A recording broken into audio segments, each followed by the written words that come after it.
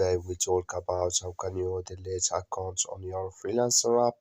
We're going to figure out this solution or know how you can do that on your app. All you have to do, you just go down, click in this sign down here.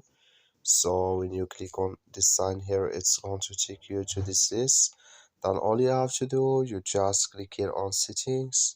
So then it's going, when you click on settings, it's going to take you to this list here.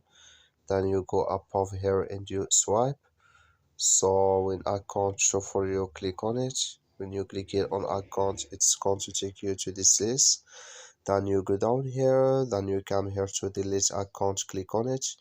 When you click on it, it's going to take you to this list. Then here give them a reason in here, so add enter your username. Then you click here on delete account, then it's going to delete with you.